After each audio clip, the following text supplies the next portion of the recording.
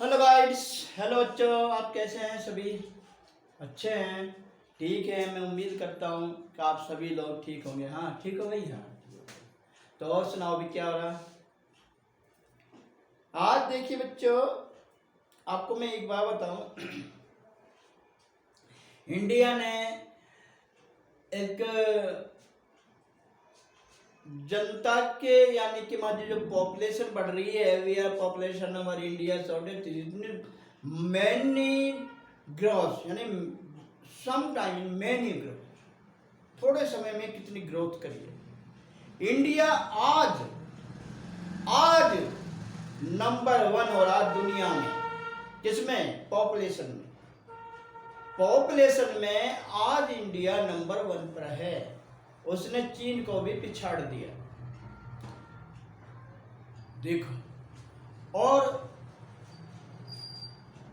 दूसरी बात यह कि आज सूर्य ग्रहण है। आज बेटा सूर्य ग्रहण है, जो अभी 7 बजे से पड़ना शुरू होगा और 12:30 बजे के करीब तक रहेगा। तो कुछ राशियों पे इसका असर अच्छा भी होगा, कुछ पर गलत भी होगा।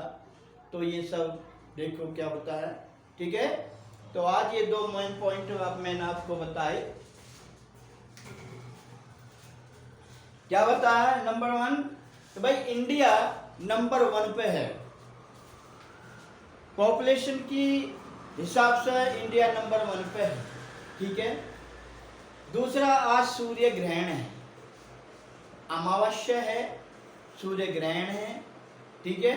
तो आप जो चाहो तो अपना कोई नियम है, जो भी कोई बताता है उसके अनुसार आप उसको अपना सकते। अच्छा बच्चों, तो मैं आपको 9th क्लास का साइंस पढ़ा रहा हूँ और इसका जो चैप्टर है, लेसन नंबर 1, क्या our surrounding is the metal is our surrounding.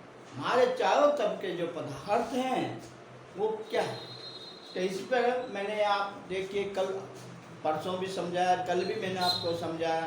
ज़्यादा लंबी वीडियो नहीं बना सकता, मैं बना तो सकता हूँ, ऐसी बात नहीं है, लेकिन कुछ कारण से नहीं बना सकता। पहले आप ये छोटी देखिए, आध घंटा की 27 मिनट की, ये भी काफ़ी होती है।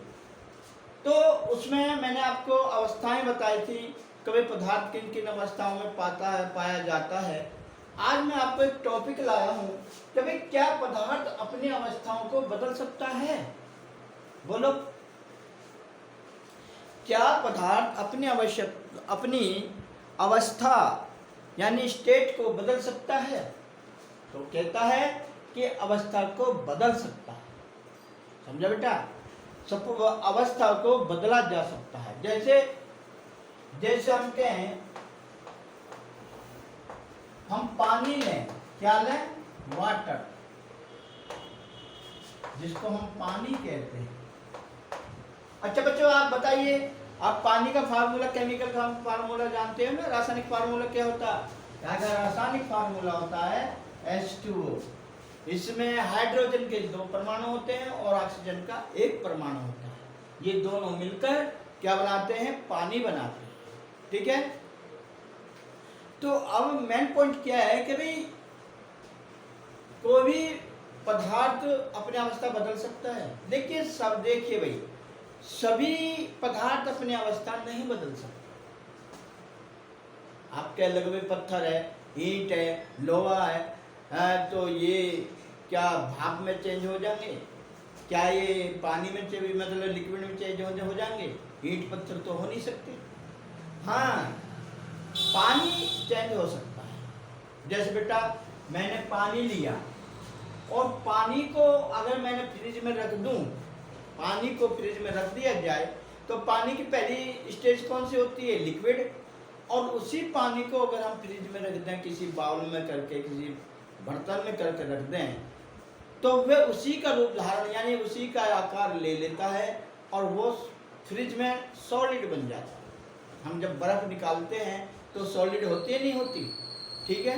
तो 2 रूप हो गए, क्या होगा? एक लिक्विड और एक सॉलिड। दूसरी बात, आपने देखा हो कि अगर उसी पानी को हम किसी बर्नर पे उबालने रख दें, चूल्हे पे उबालने रख दें, तो भाप बनकर उड़ जाएगा। तो गैस अवस्था में हो गया नहीं होगा है। तो पानी जो है इसकी 3 अवस्थाएं पाई जाती है, यानी पानी जो पदार्थ है वो अपनी अवस्था बदल सकता है। ठीक है। वैसे देखिए जितने भी ये मेटल होते हैं, जैसे आयरन है, ब्रास है, एल्युमिनियम है, कॉपर है, जितने भी ये होते हैं तो इनकी 2 स्टेज होती हैं, एक सॉलिड और एक लिक्विड। भाई जैसे अगर लोहे को या एल्युमिनियम को हम बहुत बड़ी ताप वाली भट्टी, जैसे 300, 350, 400 टेम्परेचर की भट्टी होती हैं, अगर हमें उनमें इन्हें डालते हैं तो ये लिक्विड के रूप में बदल जाता है। वैसे भी बच्चों आपको मैं एक बात बताऊं, चलो मुझे आगे बतानी थी, अभी यही बता दूं कि जो लोहा या ये जो हम पदार्थ निकल लेते हैं, ऐसे थोड़े कहते भाई बाल्टी भरी है जमीन में से निकाल ली या सरियाँ निकाल ली जमीन में से, ऐसा नहीं है। ये जो हमारे मेटल हैं ये पृथ्वी के अंदर यानी कि मिट्टी में ही होते हैं, और इनको बड़ी बड़ी फैक्ट्रियों में, रिफाइन की फैक्ट्री, इनको ले जाया जाता है, वहाँ को बड़ी बड़ी भट्टियों में इनको पिघलाया जाता है। तो होता क्या है, वो पानी बनकर वो पदार्थ अलग चल देता है, जो शेष रह जाता है वो मिट्टी होती है, उसको अलग फेंक देते हैं। हाँ वो बात दूसरी के आगे जब वो चलता है, जैसे लोहा है तो पिघल कर जा रहा है, तो थोड़ा सा भी मतलब हवा लगने पर या ठंड पाने पर वो सॉलिड के रूप में बन जाता है। जैसे प्लास्टिक है, रबड़ है, तो ये भी रबड़ भी तो सॉलिड होती है, तो हम इनको पिघलाते हैं ऊंचे टेम्परेचर पर। अब इनको पिघलाने पर क्या होता है कि ये एक लिक्विड के रूप में हो जाती हैं, और फिर जो चाहें हम इनको उस रूप में बना सकते हैं। भाई जैसे प्लास्टिक है, प्राय प्लास्टिक को रिसाइकलन किया जा सकता है। भाई सपोज करो हमारी कुर्सी है, टप है, ये गिलास है प्लास्टिक का, वो टूट गया तो हम उसको कबाड़े को बेच देते हैं, तो वो क्या करते हैं, उसे बड़ी बड़ी फैक्ट्रियों को दे देते हैं, फैक्ट्रियाँ उसको गलाकर दोबारा से उसको कलरनेस कर देती हैं केमिकल डालकर, और फिर वो क्या करती हैं उसमें उसको छोटे छोटे पीसों में तोड़कर छोटी कंपनियों को दे देती हैं, या वही वे कंपनी जो चाहें उसमें जो भी चीज़ चाहें, खिलौना, कुर्सी, मेज, जो भी प्लास्टिक की चीज़ चाहें वो उसको उसका रूप दे देते हैं और वो चीज़ बनकर तैयार हो जाती है। तो जो मैं ये है कि पदार्थ क्या अपनी अवस्थाएं बदल सकता है, बदल सकता है।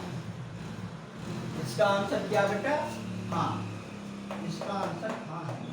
तब वो अपना जो अवस्था है, उसकी जो स्टेज है, वो उसको बदल सकता है। ठीक है बेटा, ये बात समझ में आई आपके अच्छी तरह से? पदार्थ अपनी अवस्थाओं को बदल सकता है। अवस्था बदलते समय पदार्थ के अंदर क्या परिवर्तन आते हैं? पर पदार्थ के जो इसकी अवस्था है, इसके परिवर्तन से पदार्थ के कणों में क्या प्रभाव पड़ता है? भाई इसके कण जो हैं वो छोटे छोटे टिनी type of the particle and changing and melt, वो मेल्ट हो जाता, पिघल जाता।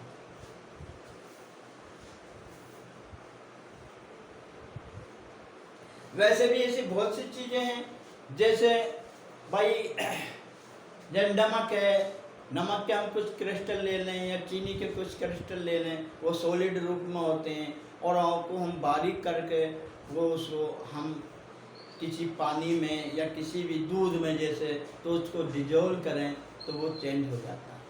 ज़्यादा अगर हम चीनी या नमक ले लेते हैं, उसमें थोड़ा पानी गिरते हैं, तो उसको गर्म करने पर वो भी एक लिक्विड का रूप ले लेता है, समझिए। जबकि वो पहले चीज़ वो गर्म कैसी होती है, सॉलिड हो।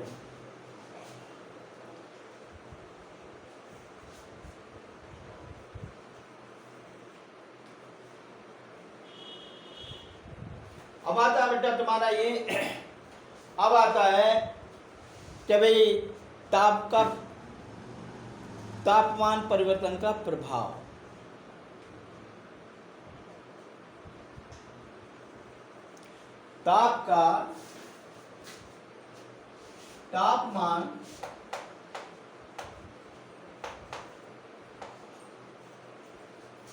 तापमान परिवर्तन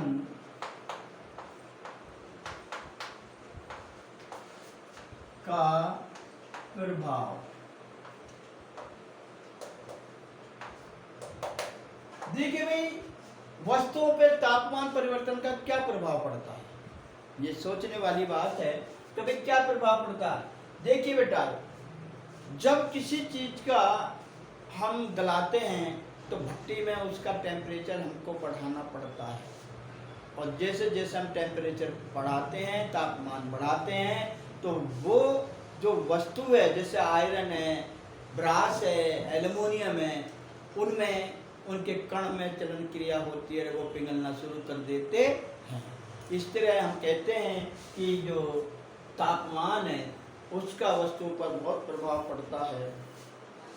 जैसे जब हम ठोस का तापमान बढ़ाते हैं तो उसके कणों की गति ऊर्जा भी बढ़ जाती है। भाई सपोज करो हमने ये कोई सॉलिड चीज ले ली, ये क्या बेटा, सॉलिड, ये कोई सॉलिड ले लिया। अब हम इसकी जो है गर्म करके इसका ताप किसी भट्टी में या किसी पर रखकर इसका ताप बढ़ाते हैं, तो इसके जो कण होते हैं, इसके जो पार्टिकुलर हैं, तो उनमें चलन गति होती है, अर्थात कणों की गतिज ऊर्जा बढ़ जाती है। गतिज ऊर्जा में वृद्धि होने के कारण कण अधिक तेजी से कंपन करने लगते हैं। हेलो बेटा, दोबारा सुनो, गतिज ऊर्जा में वृद्धि होने के कारण कण अधिक तेजी से कंपन करने लगते हैं। किसके कण? ये जो सॉलिड है, इस सॉलिड के ये कंपन करने लगते हैं। ऊष्मा के द्वारा दी गई ऊर्जा कणों के बीच में आकर्षण बल को पार कर लेती है, यानी कणों के द्वारा दी गई ऊर्जा ये आकर्षण ऊर्जा को पार कर जाती है, जिसके कारण कण अपने स्थितिज स्थान को छोड़कर, क्या भाई, जो एक कण है, ये जो पार्टिकुलर है, अगर टेम्परेचर बढ़ेगा तो ये इस स्थान को छोड़कर दूसरे स्थान पर चला जाएगा, यानी कि particular of changing himself place, वो अपने स्थान को बदल देता है। ठीक है बेटा, बदल देता है। और फिर क्या होता है, एक स्थिति ऐसी आती है कि वह ठोस पिघलकर द्रव में बदल जाता है। जो कि इसके जो ये पार्टिकुलर हैं, जब इनमें हम हीट देते हैं, इसको ऊर्जा देते हैं, तो इन कणों के बीच में जो है एक चलन क्रिया होती है और ये अपने स्थान को छोड़कर दूसरे स्थान पर जाने लगती है। और एक स्थिति ऐसी आती है जो सॉलिड होता है वो लिक्विड में चेंज होने लगता है। ठीक है बेटा, तो जिस पॉइंट पर जाकर वो लिक्विड में चेंज होने लगता है तो उसको हम कहते हैं मेल्टिंग पॉइंट, MELTING,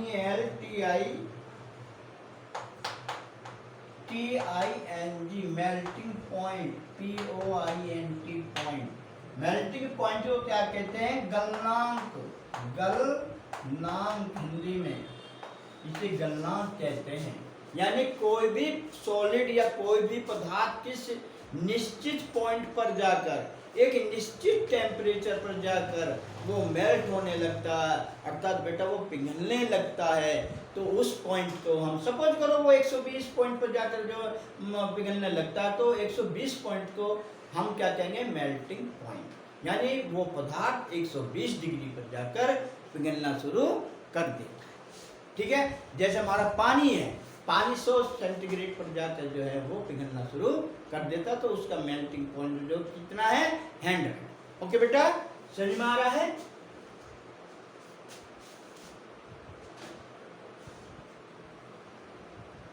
जैसे देखिए बेटा,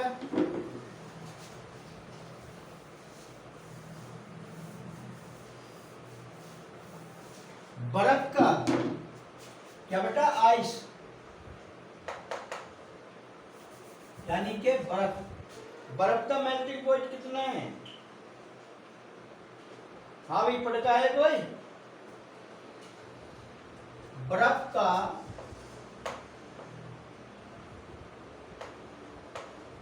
आइस बोलते हैं जिसे, आइस का मेल्टिंग पॉइंट कितना बेटा, मेल्टिंग पॉइंट कितना होता है?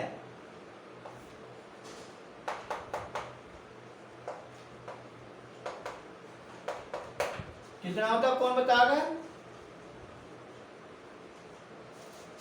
273.15 केल्विन, इसको क्या कहते हैं? केल्विन बोलते हैं। यानी बर्फ का जो मेल्टिंग पॉइंट है वो 273.50 केल्विन होता है।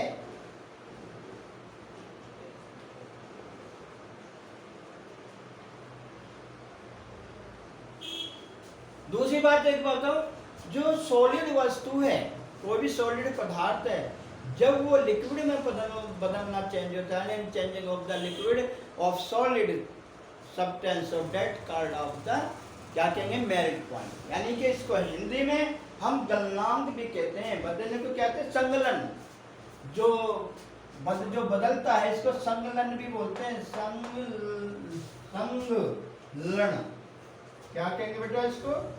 संगलन। संगलन, संगलन भी कहते हैं इसको। तो जो ठोस, कोई भी जो ठोस है वो कोई भी जो लिक्विड में चेंज होने लगता है तो उसको हिंदी में संगलन या मेल्टिंग पॉइंट, क्या कहेंगे इसको? मेल्टिंग पॉइंट भी कहते हैं, मेल्टिंग पॉइंट। ठीक है भाई, मेल्टिंग पॉइंट भी कहते हैं।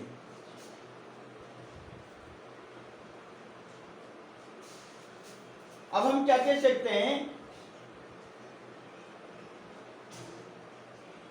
किसी भी ठोस, क्या बेटा लिख दूं? देखिए,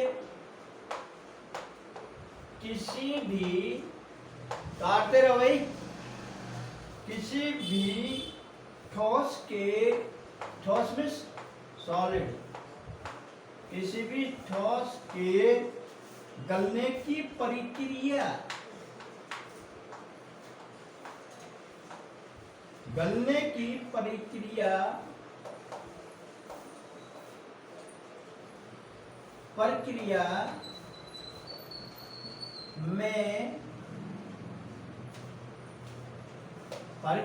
में तापमान समान रहता है, तापमान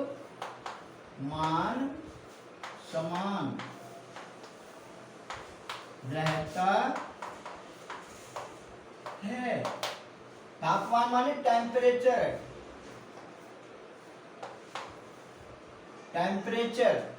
ठीक है, तो क्या कहता है? किसी भी ठोस के गलने की प्रक्रिया में तापमान समान रहता है। यानी कि ऐसा नहीं है कोई ठोस है, लोहा तो कोई गोला है, यानी pair of the solid iron we are in melting any point so that the we are giving the temperature is same, nothing in less and more। यानी कि हम उसका टेम्परेचर अगर कम कर देंगे तो पिघले ही नहीं भाई। हम अगर टेम्परेचर कम कर देंगे तो सॉलिड चीज पिघलेगी क्या? नहीं। इसलिए उसका जो टेम्परेचर है वो इक्वल रहता है, समान रहता है।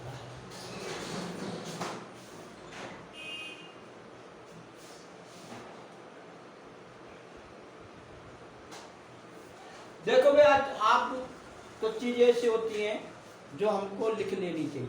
जैसे आज मैं एक चीज बताता हूँ आपको, जैसे मैंने ये चीज लिखी है, हम इसको क्या कहते हैं? 273.15 केल्विन। अगर मैं इसमें सेल्सियस में चेंज करूं, किसमें बेटा? किसमें करूं? सेल्सियस। तो सेल्सियस को क्या कहेंगे? सेल्सियस।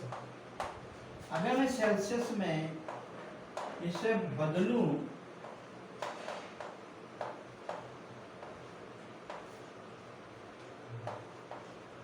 बदलने पर सेल्सियस को हम क्या कहते हैं? सी। तो इसलिए कितना हो जाएगा? यानी कि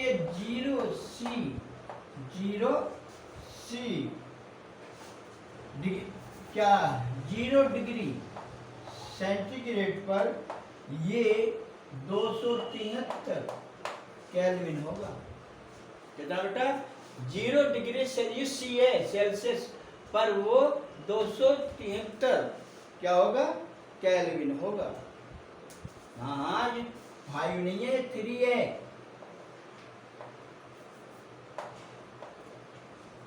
केल्विन, ये के क्या है? केल्विन होगा।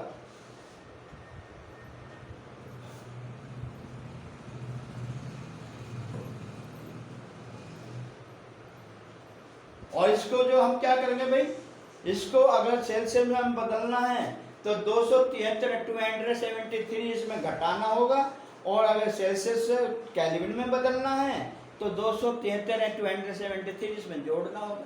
कोई ऐसी बड़ी बात नहीं है।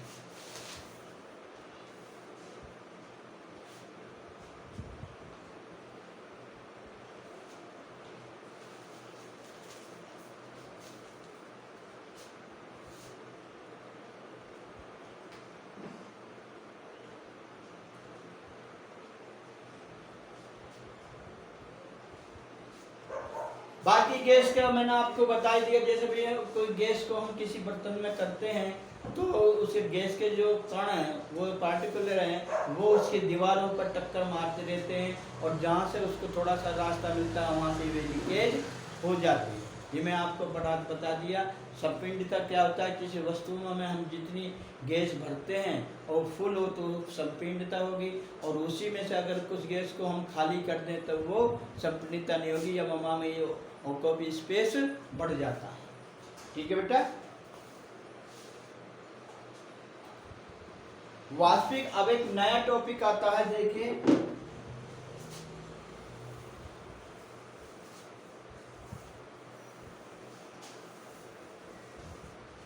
एक नया टॉपिक आता है वाष्पीकरण। वाष्पीकरण इसको क्या कहते हैं?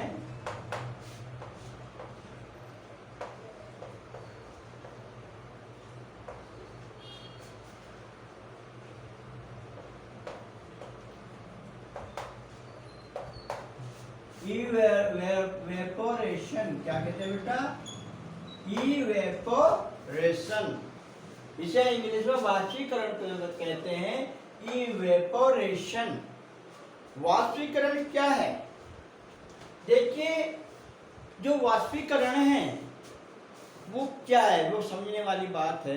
वैसे हम बहुत सी चीज़ों में देखते हैं, जो हमारे जो पौधे होते हैं, जो हमारे प्लांट होते हैं, वो भी वाष्पीकरण करते हैं। हमारे, आज मैं आपको अच्छी तरह से समझाऊंगा ताकि आपको ये समझ में आ जाएगा। जब ऊष्मा देकर या दाब डालकर ही पदार्थ की अवस्था को बदला जा सकता है। क्या बेटा? क्या किसी पदार्थ को ऊष्मा देकर या दाब डालकर पदार्थ की अवस्था को बदला जा सकता है? तो ऐसा क्यों? ऐसा नहीं। देखिए, जब हम किसी भी चीज़ को हम खुला छोड़ते हैं तो वो वाष्पीकरण में चेंज हो जाता है। जैसे आप एक बात देखिए, हम बारिश होती है बारिश नहीं होती, तो बारिश का पानी हमारी रोडों पे, गलियों में इसी पे फिर जाता है। या जैसे हम सपोज करो पानी को पिघला, वो कुछ काम करते हैं और जो पानी को ऐसे फेंक देते हैं, आखिर वो पानी जाता कहाँ है? अब हाँ, तो तुम्हारा बात सही है। कुछ बच्चे कहेंगे कि वो ज़मीन पी जाती है, मिट्टी सोख लेती है। भाई सभी को तो नहीं सोख पाती। आपने देखा बहुत सी जगह ऐसा है जहाँ पानी भरा रहता है, तो उसमें क्या होता है? देखिए, जो सूर्य की गर्मी पड़ती है, जैसे भाई ये सपोज करो, ये जो है ये पानी है, क्या ये वाटर है। क्या बेटा? ये वाटर है। ये तो ये हमने ज़मीन पर गिरा दिया, तो इसकी कुछ पार्ट को तो हमारी जो पृथ्वी है, जो मिट्टी है, वो सोख लेती है। लेकिन कुछ क्या होता है कि ये जो है क्या बेटा, ये भाप बनकर, इसमें ये वाष्प है, ये भाप है, भाप, वाष्प बोलते हैं जिसे। क्या बोलते हैं? वाष्प बोलते हैं जिसे। तो ये वाष्प बनकर भाप में उड़ जाती है। और ये जब सूर्य की, ये उड़ता कैसे है? जब सूर्य की गर्मी इस पर पड़ती है, किस पर बेटा? इस पानी पर सूर्य की गर्मी पड़ती है, तो ये वाष्प बनकर वाष्प वेपर हो जाता है। अर्थात जो वाष्प वेपर होता है, ये पानी भाप बनकर जाता है, तो ये हमारे इस वातावरण में, अर्थात इन्वायरमेंट में ये विलीन हो जाता है। और ऊपर जाकर ये पानी, जब इसको ठंडी हवा लगती है, तो ये छोटी छोटी बूंदों में चेंज हो जाता है, जो रात को किसमें, हमारी पृथ्वी के ऊपर दोबारा से ओस के रूप में आता है। जो हम देखते हैं सुबह को, तो हमारी जो प्लांट होते हैं, हमारे पौधे होते हैं, उन पौधों की पत्तियों पर छोटी छोटी बूंद सी दिखाई देती हैं, ये वही पानी वापस होता है। अर्थात ऐसे जो जो हम पृथ्वी पर जो पानी हमारा गिरा रहता है, वे पृथ्वी सूर्य गर्मी पाकर वो वाष्प वेपर हो जाता है। ठीक है बेटा, बात समझ में आई। और आपको एक देखिए, हम एक बात बताएं, जैसे सपोज करो ये कोई रस्सी है, ये रस्सी है, क्या बेटा, ये रोप, ये रोप है जिसे हम रस्सी कहते हैं, रस्सी कहते हैं, ये है। अगर हम इस पर हम बेटा कुछ कपड़े, गीले कपड़े सुखाते हैं, क्या सुखाते हैं बेटा हम, ये कपड़े, क्लॉथ, CLOTH, हम इसमें क्लॉथ, गीले कपड़े सुखाते हैं। ये कोई नई बात तो नहीं है, आप भी सुखाते होगे, आपके घर में जो भी कपड़े धोता होगा वो सुखाते हैं। बेटा आप गर्मी में तो मैं कह नहीं सकता, आप रुकोगे नहीं, आप जब सर्दियों में कपड़े सुखाते हैं, तेज धूप पड़े सर्दियों में, तो हम क्या देखते हैं, इन कपड़ों में से जो भाप से उड़ती हमें नजर आती है। तो ये जो भाप से उड़ती है क्या है कि सूर्य की गर्मी जब इन गीले कपड़ों पर पड़ती है, तो ये पानी वाष्प वेपर चेंज होकर वहाँ में हमारे इन्वायरमेंट में चला जाता है, अर्थात हमारे पर्यावरण में ये मिल जाता है, हमारे वायुमंडल कह देते हैं, हमारे वायुमंडल में ये मिल जाता है। ये जो भाप से उठती हैं, जो गीले कपड़े हम वहाँ पे सुखाते हैं रस्सी पे, तो वो साफ नजर आता है कि इसमें वाष्पीकरण हो रहा है। क्या होता है बेटा, उसमें वाष्पीकरण होता है। जो गीले कपड़े होते हैं वे सूर्य की गर्मी जब उन पर पड़ती है, धूप पड़ती है, तो उनमें वाष्पीकरण होता है। ठीक है,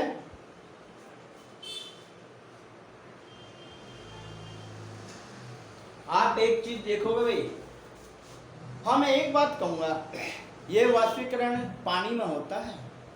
अगर कोई ऑयल हो, घी हो, तो इनमें इतना वाष्पीकरण नहीं होता, समझे बेटा, इनमें इतना वाष्पीकरण नहीं होता। हम किसी तेल को उबालने धर दें, घी को उबालने रख दें, तो उनमें होता तो है, लेकिन इतना वाष्पीकरण नहीं होता जितना पानी के अंदर होता। अच्छा, आपको मैं एक और बात बताऊं कि भाई चलो आप ये कहते हो जी हमने तो कभी देखा नहीं पानी ऐसे उड़ता हुआ कपड़ों से। चलो मैं एक उदाहरण और देता हूँ आपको। देखिए भाई, हमारी जो साइंस है ना, ये प्रैक्टिकल के ऊपर डिपेंड है। प्रैक्टिकली रूप से हम उसे कितना अच्छा आपको समझा सकते हैं, या कितनी अच्छी तरह से उसे समझ सकते हो। देखिए हम क्या करते हैं, हम अब जैसे चाय बनाते हैं, चूल्हे पे चाय बनाते हैं, और उस चाय के ढक्कन को हम, जो उसका लिड होता है, उसको बर्तन के ऊपर रख देते हैं, लेकिन उसमें भाप बनती है, वो भाप बनकर ऊपर ढक्कन में लगती है, तो ढक्कन की जो वायु होती है वो ठंडी होती है, और ठंडी होकर ऊपर बूंदों के रूप में जमा हो जाती है। जैसे आपने कभी अपने कुकर का ढक्कन खोला हो, या चाय का कोई काफ़ी देर दूध या चाय हम रख देते हैं और उसको ढक्कन वो हटाते हैं, तो देखते हैं उस पर जो पानी गिरता है, वो पानी कहाँ से आता है, वो पानी वाष्प पर भी तो है, ये थोड़े पानी उछल कर उसमें लग जाता है, ऐसा नहीं है। वो भाप बनकर जो ऊपर जाता है, उस पर ऊपर के ढक्कन पर वो चिपक जाता है, और वो ठंडा लगकर वो बूंदों के रूप में बदल जाता है। ठीक है, तो ये भी वाष्पीकरण ही है, वाष्प इन वेपर भी कहलाता है।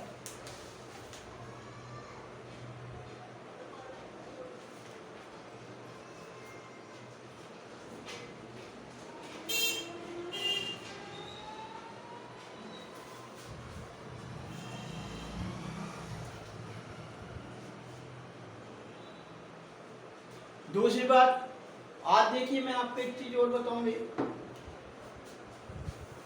आपने एक चीज देखी हो भाई बच्चों, आप जैसे गर्मी के दिन आ रहे हैं, तो आप जैसे पानी पीते हैं, तो कुछ तो पानी ऐसे ही ले लेते हैं, जैसे हम मटके का पानी पिए या साधारण पानी पिए, लेकिन कुछ क्या करते हैं, बर्फ डाल देते हैं। जैसे ये है, ये हमारे पास कोई गिलास है, ठीक है बेटा, और ये गिलास जो है, ये गिलास है, इस गिलास में मैंने पानी लिया,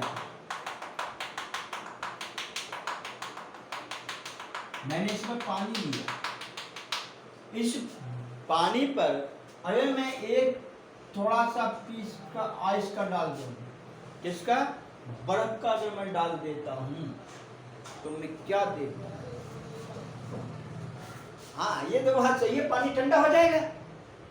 लेकिन आप एक बात देखिए, आप एक चीज और देख रहे होगे बच्चों, ये जो हमने गिलास लिया है, इस गिलास की बाहरी सतह पर कहीं कहीं हमें ये बूंद सी नजर आती हैं, इसकी पानी की ये ड्रॉप्स नजर आती हैं। क्या है, ड्रॉप्स, ड्रॉप्स ऑफ वाटर।